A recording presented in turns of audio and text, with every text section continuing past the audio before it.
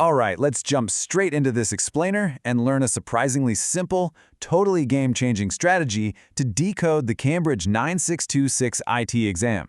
Because look, if you're aiming for those top marks, standard textbook memorization just isn't going to cut it anymore. We really need to look at this syllabus like a system we can easily reverse engineer and completely master. So, consider this classic mistake. A student writes, "Utility software helps maintain a computer." Now, okay, that is technically true, but it's also incredibly generic, and this right here is exactly how 9 out of 10 students just quietly bleed marks. The examiner really doesn't want a dictionary definition. They want a precise, high-fidelity answer, like the one on the right, which actively anchors the technology specifically to the hospital scenario provided in the exam prompt. So let me show you exactly how to avoid this trap. Section 1. Modeling with what-if analysis. To dodge this generic answer trap, we first have to understand how precise scenario-based modeling works at a foundational level. Think about it like this. When research scientists use computer simulations for something massive, like a real-life nuclear reactor, right? Say simulating coolant flow to prevent the steel from literally melting. Well, the inputs they use must perfectly match that specific real-world environment.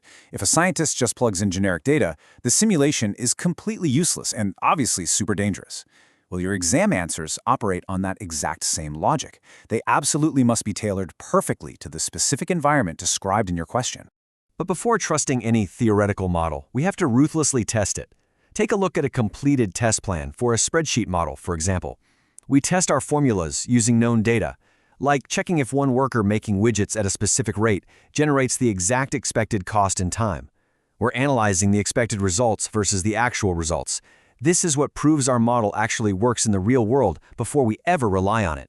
So the workflow is incredibly logical. Step 1, you build the model. Step 2, enter known test data. Step 3, compare the actual results to your expected results. And Step 4, apply remedial action if there's any sort of error. You just build, test, and adjust your input step by step until the system perfectly aligns with reality. Okay, moving on to Section 2, the goal-seek strategy. Let's apply a high-tech tool from our syllabus to mathematically reverse engineer a problem. Instead of just randomly guessing inputs, which, let's be honest, is a massive waste of time, we use goal-seek. We set a hard target value. We tell the system, hey, we need to finish a manufacturing order of 500 widgets in exactly 3 days. We set that as our ultimate goal, and then we just let the software calculate exactly how many workers are required to make that happen. It works backward from the destination to find the starting requirements. It's brilliant. And we can apply this exact same reverse engineering strategy to totally different scenarios too, like a school's healthy eating tuck shop model. Say we're working backward from a strict 50% profit target. By plugging that target into goal-seek, the system instantly tells us exactly what we need to charge for those granola bars and carrot sticks. So, we aren't just staring blankly at the spreadsheet hoping the math magically works out. So what does this all mean for you? The crucial takeaway is this. You must treat every single exam question like a goal-seek operation. The examiner's prompt, that's your target value. You have to work backward from their specific situational prompt to determine exactly what technical knowledge and terminology you need to input to trigger those full marks. Section 3. Expanding the core framework. Now let's see how this reverse engineering strategy applies across some broader syllabus topics. This right here is the ultimate winning move against what we like to call the examiner's chess trap. Often, you'll see common mistakes, those dreaded red pen annotations, where students lose marks just for vague wording. To defeat this, we use the Peel-J framework, which completely forces you to anchor your technical logic directly to the scenario. It transforms a weak, generic move into an absolute winning strategy. So let's break Peel-J down really quickly. Point: state the technical requirement clearly. Evidence: classify the relevant data or software involved in the scenario. Explanation: explain the mechanism in a clear, logical, step-by-step flow. And finally, link in judgment. Justify why this is the absolute best fit for the user's specific needs. By explicitly linking your technical explanation right back to the user's reality, you're building a completely airtight, scenario-specific answer. Now, when you're deconstructing something complex, like a cloud computing prompt, you must extract the context first. You deconstruct the question, you select your analytical framework, figure out if it's descriptive, analytical, or evaluative, and only then do you execute the analysis with precise notation. It's a very deliberate step-by-step process. And listen to this. This quote, straight from the examiner reports, is literal gold. Candidates who reference connections between cloud infrastructure and other syllabus topics consistently achieve higher marks. Do not isolate your knowledge. Always show the examiner those glowing connections between cloud systems and things like project management, security, or hardware. When tackling e-safety, you really have to avoid the vague wording trap by clearly distinguishing nearby, easily confused concepts. For instance, you must explicitly state that authentication proves identity, while encryption obscures data.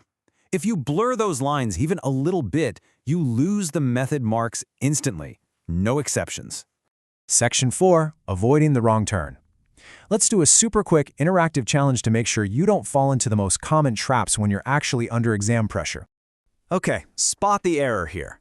A student writes a flawless, textbook-perfect technical description of symmetric nodes, but they totally forget to mention the hospital network from the original prompt. So what happens?